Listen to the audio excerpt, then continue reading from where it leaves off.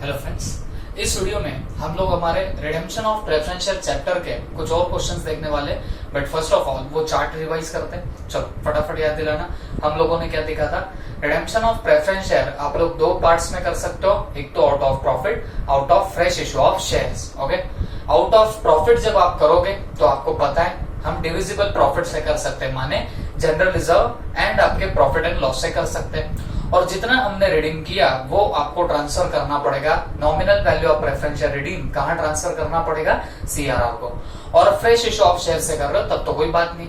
अगर प्रीमियम की बात आती है तो प्रीमियम का काम पहले तमाम करना, और प्रीमियम का काम तमाम करने के बाद हम लोगों ने जैसे डिसाइड भी किया, प्रीमियम हम लोग सिक्योरिटीज प्रीमियम से राइट ऑफ नहीं करेंगे, बल्कि हम लोग किससे राइट ऑफ करते बताना है, हमारे प्रॉफिट एंड लॉस अकाउंट से। हमने एंट्रीज देखी, शेयर्स इशू करने की एंट्री आएंगी, bank account debit to equity share capital. Premium pay किया तो सिक्योरिटीज प्रीमियम क्रेडिट होगा। फिर रिडेम्पशन ऑफ प्रेफरेंस शेयर की हमने एंट्री देखी, वो होगी preference share capital account debit to preference share holder account. और अगर प्रीमियम होगा तो वो प्रीमियम भी वहां पे डेबिट हो जाएगा। ओके, तो ये होती है एंट्री। फिर प्रेफरेंस शेयर होल्डर को पेमेंट करने की एंट्री आएगी, जो कि हमारी एंट्री क्या होती है, preference share holder account debit to bank account. फिर हम लोग और थोड़ा सा आगे चले गए। आगे जाके हम लोगों ने देखा था कि अगर आपने nominal value of preference share redeem किया आउट ऑफ प्रॉफिट तो आपको एक अमाउंट ट्रांसफर करनी पड़ेगी। कहां ट्रांसफर करोगे? सीआरआर को। ओके, और सीआरआर को ट्रांसफर करने की आप लोग एंट्री क्या पास करोगे? General reserve account debit, profit and loss debit to CRR account. और प्रीमियम जो आपने रिडीम किया तो उसके लिए आप लोग एंट्री क्या मारोगे? Profit and loss to premium on redemption of preference share. तो ये था अपना सारा खेल अब तक का।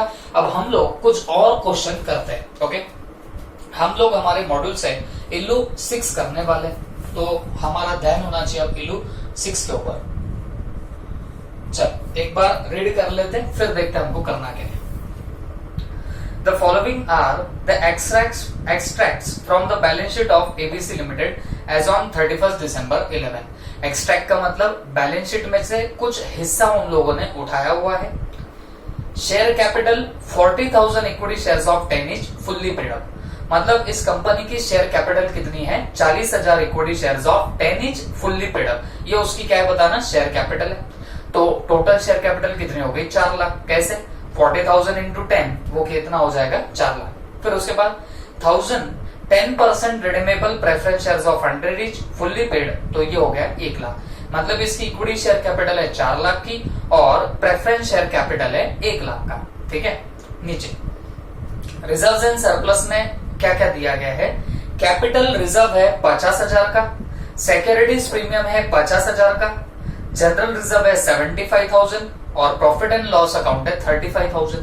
ठीक है, on 1st January 12 the board of director decided to redeem the preference shares at par, underline at par, by utilization of reserves। very important, board of director ने डिसाइड तो किया कि प्रेफरेंस शेयर को रिडीम करना है, लेकिन redeem कैसे करना उन्होंने डिसाइड किया? By utilisation of reserve.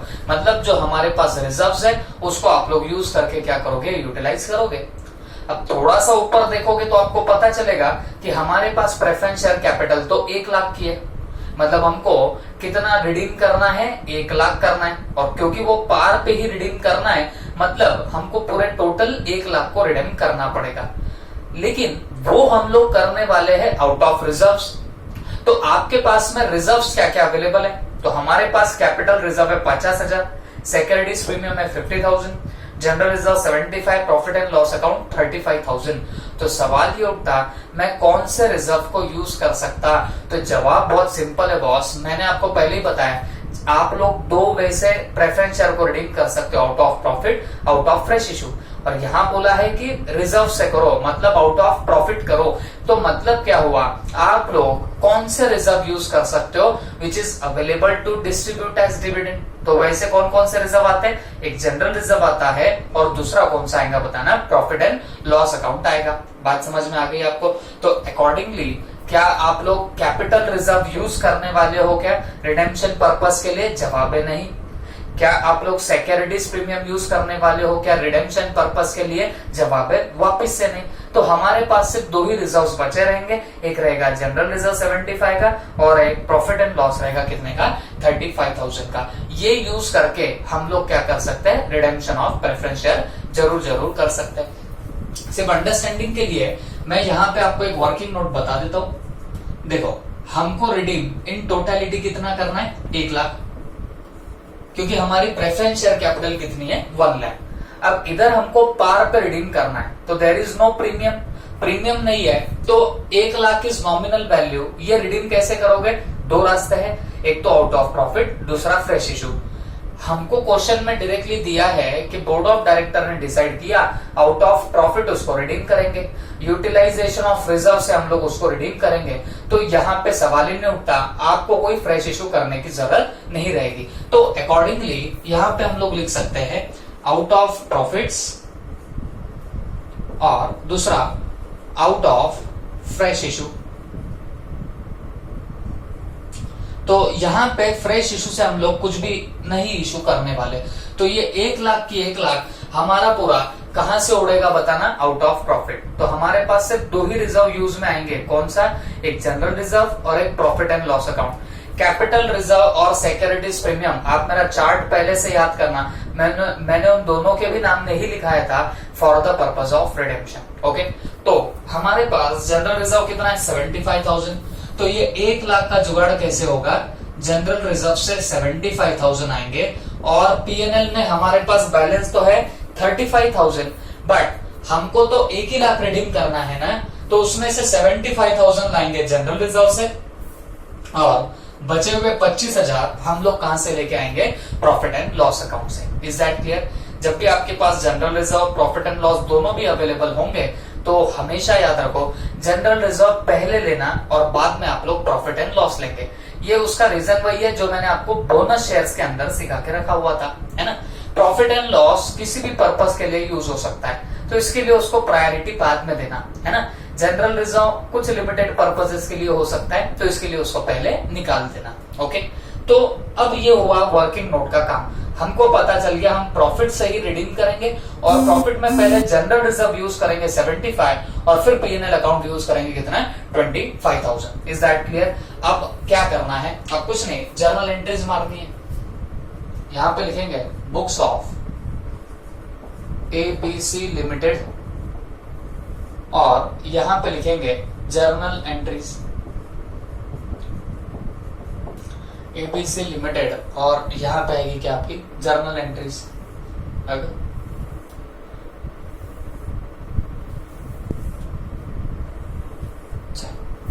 अब देखो, पहले एक बात समझ के लो, क्या यहाँ पे आप लोग कोई फ्रेश इशू ऑफ शेयर्स करने वाले हो क्या for the purpose of redemption? जवाब है नहीं।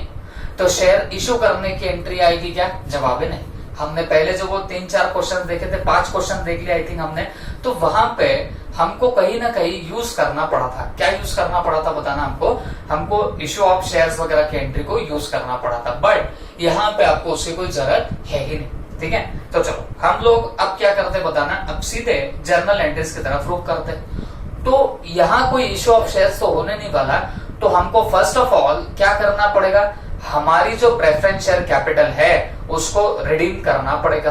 तो मुझे एक बात बताओ, प्रेफरेंस शेयर कैपिटल को रिडीम करना है, एट पार करना है कि प्रीमियम पे करना है? तो आप जवाब देंगे सर ये तो पार पे हमको रिडीम करना है।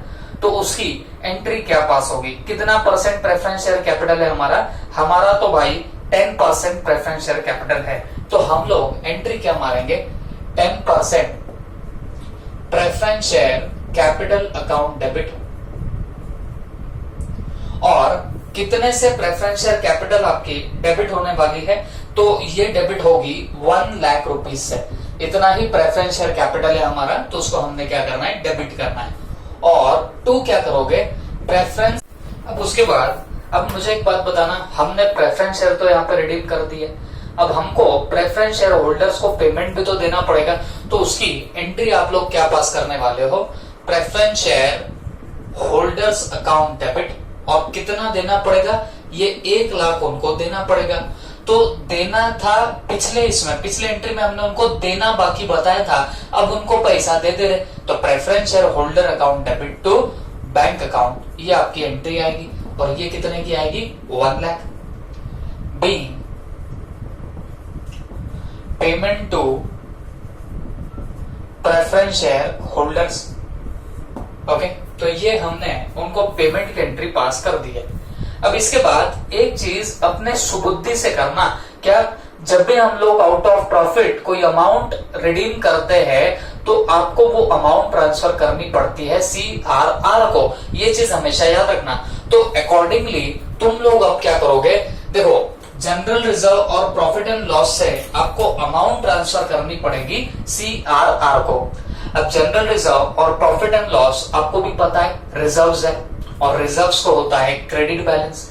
जब आप वहां से बैलेंस CRR में डालोगे तो डेफिनेटली जनरल रिजर्व और P&L का बैलेंस कम होगा, तो क्रेडिट को कम करना है तो उसको क्या करना पड़ेगा, डेबिट करना पड़ेगा। अकॉर्डिंगली हम लोग अब क्या करने वाले हैं, जनरल रिजर्व अकाउंट डेबिट कितना 75,000, फिर P&L अकाउंट डेबिट कितना 25,000, और 2 करना पड़ेगा CRR अकाउंट कितना 1 लाख। हमको पूरी अमाउंट ट्रांसफर करनी है CRR को, और यहां पे लिखेंगे और यहां पे लिखेंगे being preference shares nominal value transfer to CRR।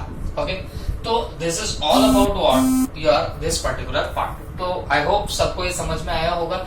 Simple सा प्रॉब्लम था, लेकिन हमेशा याद रखना ये एंट्री आपको आपकी सुबुद्धि से मारनी पड़ेगी, बिना भूले मारनी पड़ेगी। Is that clear?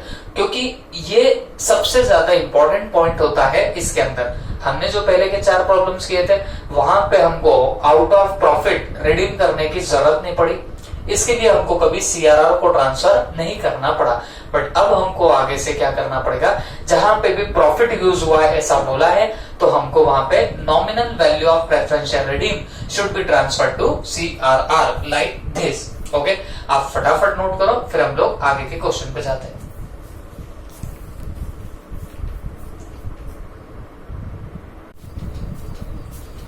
चलो बच्चों, अब हम लोग हमारा एक नेक्स्ट क्वेश्चन सॉल्व करेंगे, दैट इज इलुस्ट्रेशन 7। ओके, ये एक अच्छा प्रॉब्लम है, मार्केट एज स्टार इल्लू 7। इसको स्टार मार्क कर देना, थोड़ा सा टेढ़ा है, कैसे क्या है ये आपको समझना पड़ेगा। चलो देख लेते हैं। C limited had 3000, 12% redeemable preference shares of 100 each, fully paid up. मतलब सी लिमिटेड के पास 3000 12% रिडीमेबल प्रेफरेंस शेयर्स है 100 ईच के, जो कि फुल्ली पेड है। The company had to redeem this shares at a premium of 10%। पहली बार ऐसा हुआ है, आपको प्रीमियम पे रिडीम करना है प्रेफरेंस शेयर। कितने के प्रीमियम पे? 10% के प्रीमियम पे रिडीम करना है। तो ये बात आप ध्यान से देखना। फिर उसके बाद it was decided by the company to issue the following, और कंपनी ने डिसाइड किया ये कुछ चीजें इशू होने वाली है। कौन सी चीजें इशू होने वाली है? Number first, 25,000 equity shares of 10 each at par. मतलब ये कंपनी ने डिसाइड किया है कि रिडेम्पशन के लिए वो क्या इशू करने वाली है, 25,000 equity shares of 10 each at par. बात समझ के लेना, हमने सीखा था कि redemption of preference share 2 source से हो सकता है, एक तो out of profit, out of fresh issue. और देखो फ्रेश इशू ऑफ शेयर कर रही है कंपनी, कितने का बताना? 25,000 का। बात समझ में आ रही है आपको? उसके अलावा company is going to issue 1014% debentures of 100 each. Company 1000 debentures भी इशू कर रही है 100 ईच के। लेकिन एक बात ध्यान में रखो, रिडेम्पशन ऑफ प्रेफरेंस शेयर्स अगर करना हो तो कान खोल के सुन लेना, फ्रेश इशू ऑफ शेयर्स लगते हैं। बात समझ के लेना, फ्रेश इशू ऑफ शेयर्स लगेगा, डिबेंचर्स नहीं लगेगा। Is that clear? तो यहाँ वो भले ही डिबेंचर इशू कर रहे हैं, वो कैश के पर्पस के लिए कर रहे होंगे, बट वो आप लोग डिबेंचर को या डिबेंचर इशू नहीं कर सकते for the purpose of redemption of preference share. ये बात आप लोग कान खोल के सुन लेना, ओके? क्योंकि वहां पे क्या लिखा था? Fresh issue of shares and not the debentures. Clear हो गई बात सबको? तो जब हम लोग वर्किंग करेंगे और भी ज्यादा समझेगा। The issue was fully subscribed and all the amounts were received in full।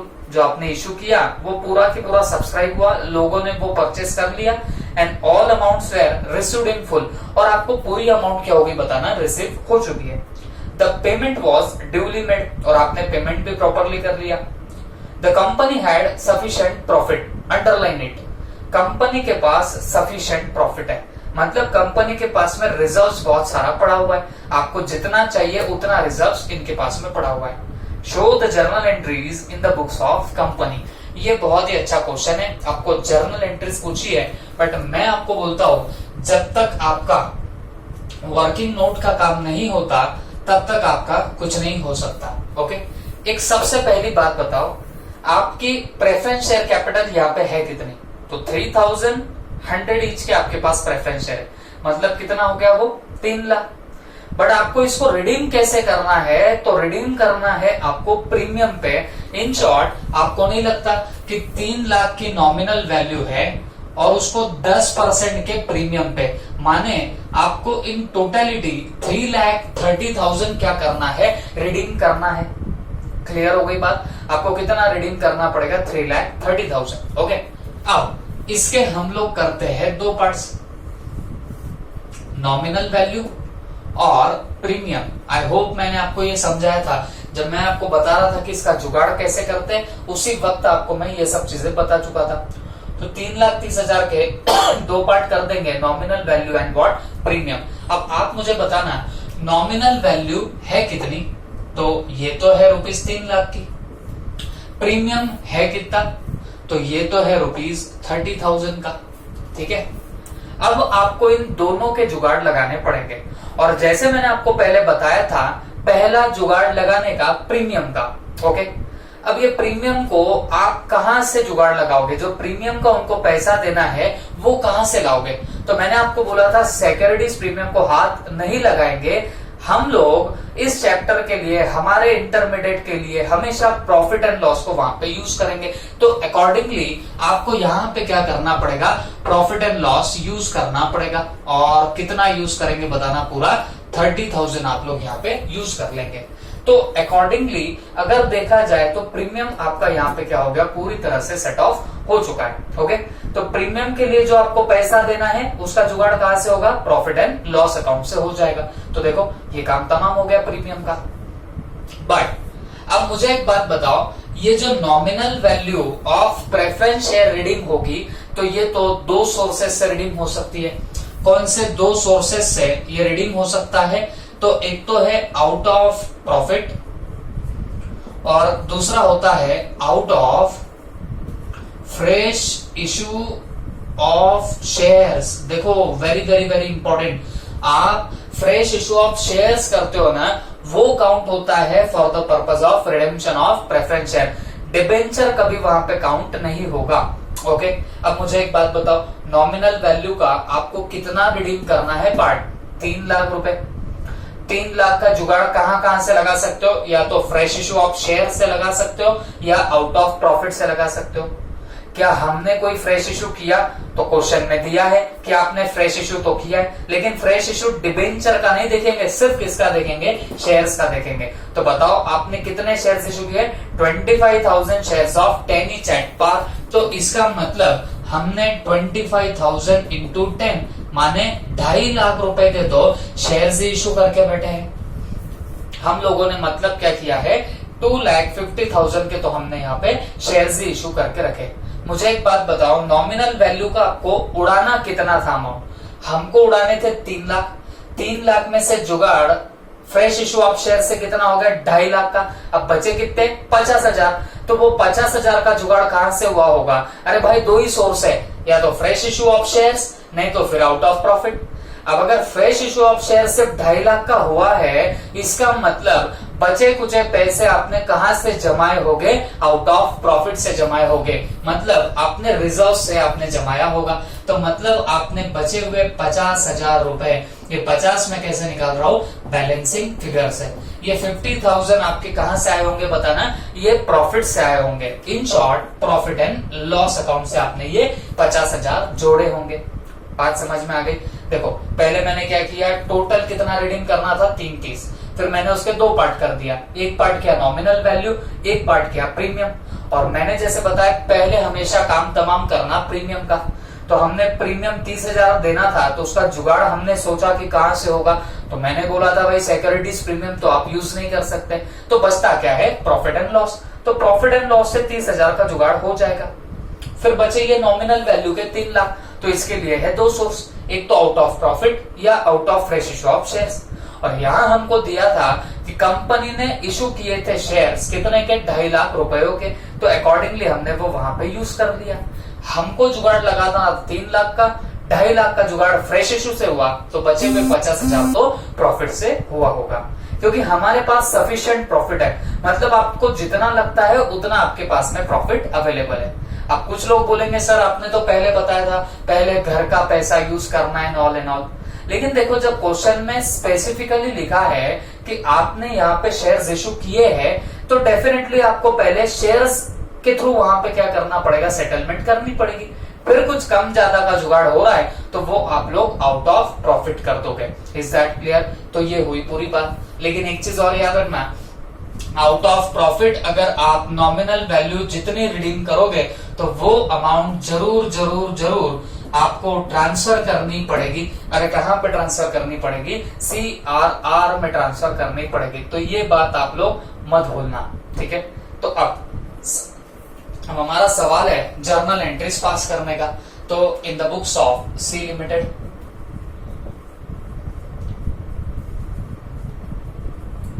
In the books of C limited यहां पे आएगी क्या, जर्नल एंट्रीज। ओके, यहां पे आएंगी जर्नल एंट्रीज।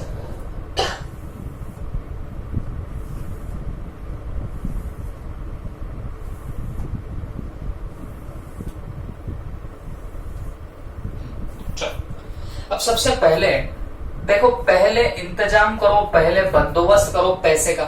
कैसे बंदोबस्त होगा, जैसे क्वेश्चन में दिया था कि कंपनी ने 2 चीजें इशू करी है, एक तो शेयर्स इशू करे हैं, दूसरा डिबेंचर इशू करे हैं, जिससे पैसा आएगा कंपनी में। Is that clear? तो पहले आप लोग उसका बंदोबस्त करना।